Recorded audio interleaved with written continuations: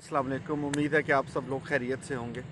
पिछले दिनों अरबी ज़ुबान की तारीख़ पर मुश्तमिल कुछ ऐसे वाक़यात और कुछ ऐसे किस्से पढ़ने का इत्फ़ाक़ हुआ कि जो हैं तो सदियों पुराने, लेकिन उन किस्सों को सुन के आपको एहसास होता है कि आजकल के दौर में उनकी अहमियत क्या है।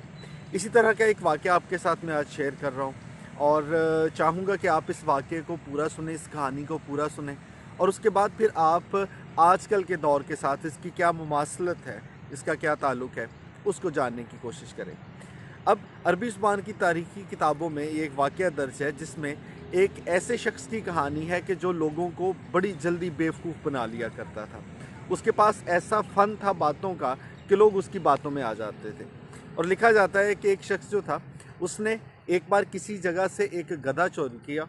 वो गधा चोरी करके वो जानवरों की मंडी में पहुँच गया और वहाँ पर जाने से पहले उस शख़्स ने गधे के मुंह में चंद अशरफियाँ रख दी और उसका मुंह बांध दिया। अब वो उस गधे को लेके जानवरों की मंडी में फिर रहा है और एक जगह पे परेशान शक्ल बना के बैठ गया। किसी ने पूछा कि क्या बात है, तुम क्यों परेशान हो? तो कहने लगा कि मैं अपना गधा बेचने आया हूँ। तो जवाब पूछा गया कि आप फिर इतने परेशान क्यों हैं? तो उसने कहा परेशानी की बात यह है कि ये गधा जो है ये बड़ा ख़ास है। जब भी ये कभी मुझे परेशान देखता है तो अपना मुंह खोलता है और इसके मुंह से सोने की अशरफियाँ गिरती हैं। बात सुनने वाले ने कहका लगाया, उसने कहा ये ऐसा कैसे मुमकिन है? तो उस शख्स ने कहा कि आपके सामने गधा है, आप चाहें तो इसका तजुर्बा कर सकते हैं। मैं जब भी परेशान होता हूँ ये अपना मुंह खोलता है, अशरफियाँ गिरती हैं, उनको मैं इस्तेमाल करता हूँ। अब करते करते मेरे पास अच्छा खासी दौलत जमा हो चुकी है और मैं ये चाहता हूँ कि बजाय इसके कि मैं सारी दौलत इस्तेमाल करूँ, अब मैं ये गधा किसी और ज़रूरतमंद को बेच दूँ। कोई और गरीब बंदा जो अपनी ज़रूरत इस गधे को ख़रीद के पूरी कर ले, क्योंकि जब भी वो परेशान होगा ये गधा मुंह खोलेगा और उस बंदे को अशरफियाँ मिलेंगी। उस शख्स ने अपने साथ मजमा इकट्ठा किया और कहने लगा कि भाई इसकी बात तो सुनो, ये क्या कहता है। जब उस शख्स ने दोबारा सारी बात बताई तो उस मजमे से एक शख्स ने कहा कि हम कैसे तुम्हारी बात का यकीन कर लें। तो उसने कहा कि ये कौन सी बात है, मैं अभी इस गधे का मुंह खोलता हूँ। उस गधे का मुंह खोला जो कि सुबह से भूखा प्यासा था और जैसे ही गधे ने मुंह खुलने पे आवाज़ निकाली तो मुंह में से सोने की अशरफियाँ नीचे गिर गईं। मजमा हैरान रह गया। उनमें से एक ताजर जो था उसने कहा कि इतना कीमती गधा तो मैं ख़रीदना चाहता हूँ। बोली शुरू हो गई और बिलाकर अच्छे खासे महंगे दामों एक शख्स ने वो गधा ख़रीद लिया। अब उस शख्स ने गधा बेचा, अपने घर चला गया और जितने लोग जिन्होंने गधा ख़रीदा था उस ताजर के इर्द गिर्द इकट्ठे हो गए और परेशान शक्लें बनाकर उस गधे को देखने लगे, क्योंकि शर्त ये थी कि जब आप परेशान होंगे तो गधा अशरफियाँ फेंकेगा। जब उन सब लोगों की परेशानी से गधे ने कुछ भी ना फेंका तो उस शख्स ने कहा कि बात यह है कि मैंने इसको ख़रीदा है, अभी तो मैं बहुत खुश हूँ, मैं घर जाता हूँ। जब मैं परेशान हूँगा तो ये गधा मुझे बेशर्फियाँ देगा, क्योंकि इसका अमली मुज़ाहिरा मैं अभी कुछ देर पहले अपनी आंखों से देख चुका हूँ। वो ताजर उस गधे को लेके अपने घर चला गया। वक्त गुजरता गया, शाम हुई। शाम तक वो ताजर अच्छा खासा परेशान हो गया और किसी ने कहा कि भाई कोई बंदा तुम्हें चूना लगा गया है, तुम्हें बेवकूफ़ बना गया है। अब उस शख्स ने परेशानी के आलम में उस गधे को बार बार देखा, लेकिन ज़ाहिर है अशरफियाँ कहाँ से उसने फेंकनी थी। बिलाखिर ये फ़ैसला हुआ कि सब लोग इकट्ठे होके जाएंगे और जिस शख्स ने ये उसको बेचा था उसके पास जाके अपने पैसे वापस लेंगे। अगले दिन वो सब लोग इकट्ठे हुए और उस ताजिर के घर चले गए जिसने उनको बेवकूफ़ बना के ये गधा बेचा था। अब जैसे ही उस शख्स ने लोगों को अपने घर की तरफ आते हुए देखा, पिछले दरवाजे से निकल गया। उसकी बेगम घर पे थी। लोगों ने आवाज़ दी, किधर है? जवाब मिला कि जी बताइए क्या काम है। तो लोगों ने कहा कि कल इस शख्स ने हमारे साथ धोखा किया है, हम चाहते हैं कि मुझसे मिलें और अपने पैसे वापस लें। तो उस खातून ने कहा कि बात यह है कि मेरा शौहर जिसने आपको कल गधा भेजा वो अभी घर पे नहीं है, वो खेतों में काम करने गया है, लेकिन कोई बात नहीं, आप आएँ बैठे, मैं अपने कुत्ते को भेजती हूँ, वो उसे बुला के लाता है। अब सब लोग परेशान हो गए कि एक कुत्ता कैसे अपने मालिक को जाके बुला के ला सकता है। उसने कहा अमली मुज़ाहिरा आपके सामने होगा, आप बैठ जाएं। वो शख्स उसके घर के सेहन में पड़ी हुई चारपाइयों पर बैठ गए। कुत्ते की रस्सी खोली गई और कुत्ता भाग निकला।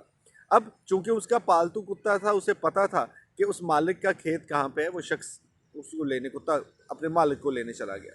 थोड़ी देर के बाद वो मालिक जो है वो आगे आगे चलता हुआ आ रहा है, कुत्ता कहीं पीछे है और दूर से ही मालिक ने बोलना शुरू कर दिया जिसने उसको गधा बेच के बेवकूफ़ बनाया था। वो ऊंची आवाज़ में बोला कि हाँ क्या मसला हो गया, आप सब लोग ये बात क्यों कर रहे हैं कि मैंने आपके साथ धोखा किया? मुझे अभी कुत्ते ने सारी बात बताई है कि आप तो बड़े परेशान हैं। अब उन सब लोगों को पिछली बात भूल गई, लेकिन ये एक अजीब मामला है कि एक कुत्ता कैसे किसी शख्स को पैगाम भी पहुंचा सकता है और काम भी कर सकता है।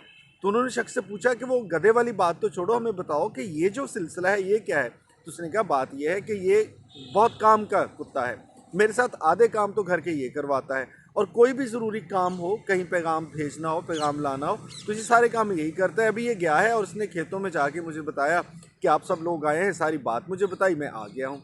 अब वो सब लोग परेशान हो गए कि हाँ सच में ऐसा है कि हमारे सामने कुत्ता गया और मालिक आने से पहले ही जानता है कि मामलात क्या है। उन्होंने कहा भाई गधा छोड़ो, तुम ये कुत्ता बेच दो।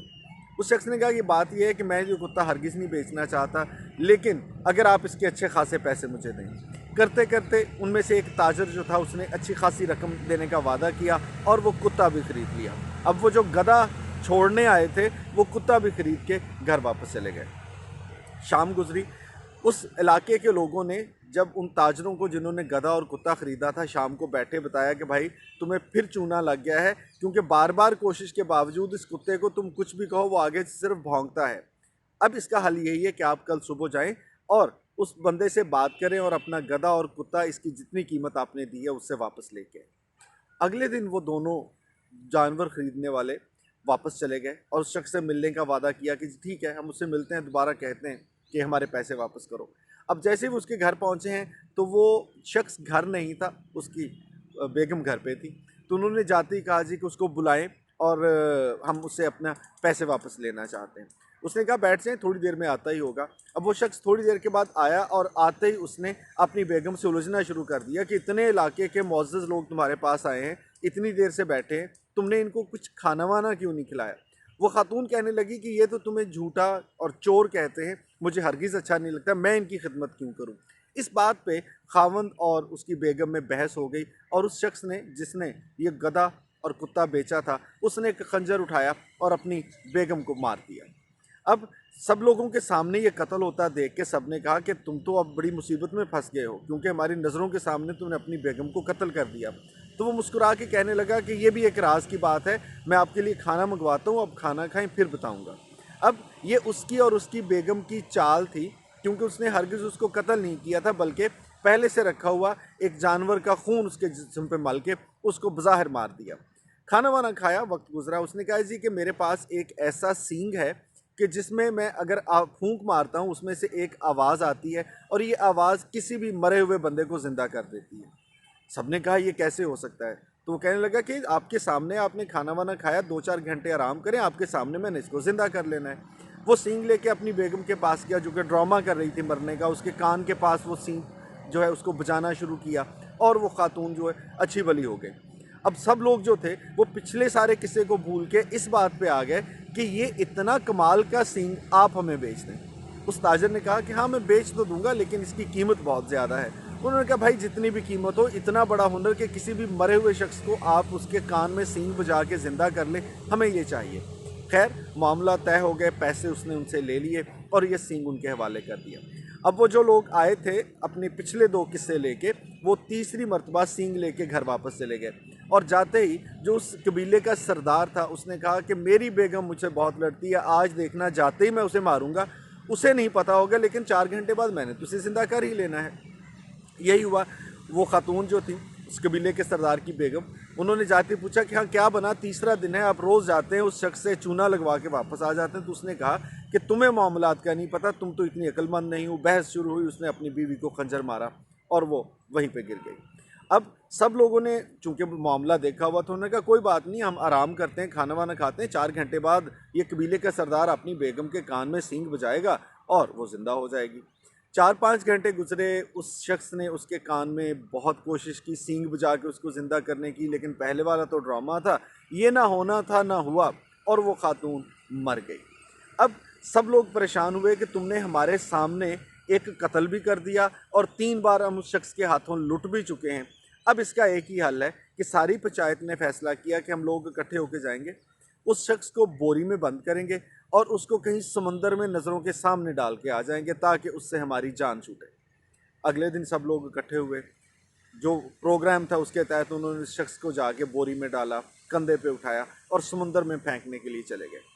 अभी वो समंदर के रास्ते में थे कि रात हो गई। सब ने कहा कि रात में इसको फेंकेंगे, पता नहीं ये डूबे ना डूबे, हम अपनी नज़रों के सामने ये गारंटी करना चाहते हैं कि ये मर गया, समुंदर बर्द हो गया। आराम कर लेते हैं, सुबह उठ के इसको फेंक देंगे समंदर में। अब वो शख्स जो कि बोरी में बंद है वो पड़ा हुआ है और बाकी सब लोग जो है वो खाना वाना खा के सफ़र के थके हुए आराम करने के लिए सो गए। उस शख्स ने बोरी में से ऊंची ऊंची आवाज़ें निकालना शुरू कर दी, चिल्लाना शुरू कर दिया। रात गए, वहाँ से गुजरने वाला एक शख्स जिसके पास चंद एक बकरियाँ थी वो वहाँ पे रुका। उसने बोरी को टटोला और पूछा कि कौन है। तो उस शख्स ने कहा कि मुझे बोरी में से खोलो, मैं तुम्हें बात बताता हूँ। उसने बोरी जब रस्सा खोला, वो शख्स बाहर आया और उसने आके उस चरवाहे से कहा कि मामला ये है कि सब लोग किसी दूसरे कबीले की सरदार की बेटी से मेरी शादी करना चाहते हैं, लेकिन मैं किसी और से मोहब्बत करता हूँ। मैंने शादी से इनकार किया तो ये सारे कबीले वाले मुझे बोरी में बंद करके लेके जा रहे हैं। वो लड़की बहुत मालदार है, तो अगर तुम्हें माल चाहिए तुम आज रात इस बोरी में आ जाओ, मैं तुम्हारी जगह बकरियां लेके चला जाता हूँ। जब सबके सामने दुल्हन के पास ये बोरी खुलेगी तो उसके पास कोई चारा नहीं होगा कि वो इनकार करे, फिर तुम्हारी शादी उस मालदार खातून से हो जाएगी। उस शख्स ने कहा हाँ यार, बात तो तुम्हारी ठीक है, पक्की बात है ना, शादी करवाएंगे। उसने कहा बिल्कुल जी, आपकी शादी करवाएंगे। वो शख्स बोरी से बाहर आया, उस चरवाहे को बोरी में बंद किया, रस्सी लपेटी, उसकी बकरियां ली और चला गया। अगले सुबह वो कबीले वाले उठे, उन्होंने वो बोरी उठाई, सफ़र तय किया, समंदर में फेंकी और हंसी खुशी वापस आ रहे हैं कि जी हमारा आज का मसला तो हल हो गया, ये बंदे से हमारी जान छूट गई। जैसे ही वो शाम को अपने घर पहुंचते हैं अगले दिन, तो किसी ने बताया कि वो जिसको तुम समंदर में फेंकने के लिए ले गए थे वो तो कल आपके आने से पहले ही कल शाम से अपने घर पे है। वो बड़े परेशान हुए, ये कैसे हो सकता है। उसके पास गए, बाहर बकरियां बंधी हुई हैं, अंदर वो बैठा खाना खा रहा है। उससे पूछा कि यार ये कैसे हो गया, हमने तो तुम्हें खुद अपने हाथों से समंदर में फेंका। तो वो मुस्कुरा के कहने लगा कि बात यह है कि इधर आपने मुझे समंदर में फेंका, इधर एक जल मछली आई, उस जल मछली ने मुझे आते ही कहा कि तुम बहुत खूबसूरत नौजवान हो और बहुत सी ऐसी खूबसूरत लड़कियां हमारे पास समंदर में एक बड़ा महल है जिसमें मौजूद हैं जो किसी मर्द से शादी करना चाहती हैं और हमें कोई मिल नहीं रहा था, सो हम चाहती हैं कि तुम आ जाओ और उनमें से किसी लड़की से शादी कर लो। तो वो कहने लगा कि मैंने उनसे कहा कि मैं तो पहले से शादीशुदा हूँ, मैं शादी नहीं करना चाहता। फिर मैंने उनसे वादा किया है कि आप जितने नौजवान मर्द कहेंगी उनको मैं तैयार करूँगा जो इन लड़कियों से शादी के लिए हामी भर ले। तो उन्होंने मुझे बकरियों का तोहफ़ा दिया और भेज दिया। अब आप में से अगर कोई चाहता है कि उन लड़कियों से शादी करे, समंदर में जाए, महलों महलात में रहे, तो भाई मुझे बता दें। अब सब लोग तैयार हो गए। अब सब लोगों को उसने कहा कि कल सुबह हर बंदा अपनी बोरी और अपनी रस्सी लेके समंदर के किनारे आ जाए, मैं सबको एक एक करके समंदर में फेंक दूंगा और आप सबकी शादियां हो जाएंगी, हंसी खुशी रहिए।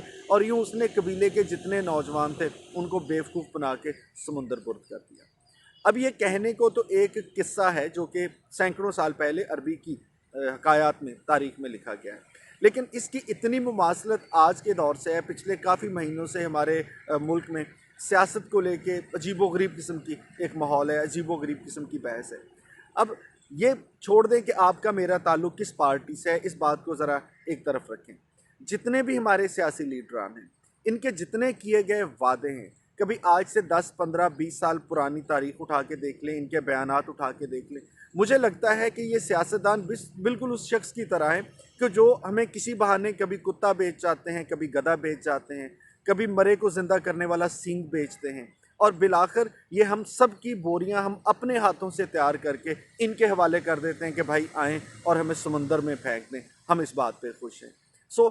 आजकल की सियासत में भाई आप खुदा के लिए एक तो ये सोच लें कि मुल्क के साथ कौन कितना मुफाद रखता है, किसके ज़ाती मुफाद हैं, ये मैं बिल्कुल नहीं इस पर कोई बात करूँगा, आप खुद इसका फ़ैसला कर सकते हैं। लेकिन एक लम्हे को सोचिए ज़रूर कि क्या ऐसा तो नहीं है कि जितने भी सियासतदान हैं ये सारे मिल के हमारी बोरियां बना रहे हैं, ये सियासतदान मिल के हमें पागल बना रहे हैं, ये सियासतदान मिल के हमें चूना लगा रहे हैं। ये सारे सियासतदान अवाम के साथ वो कर रहे हैं जो एक अय्यार शख्स ने कबीले के नौजवानों के साथ किया।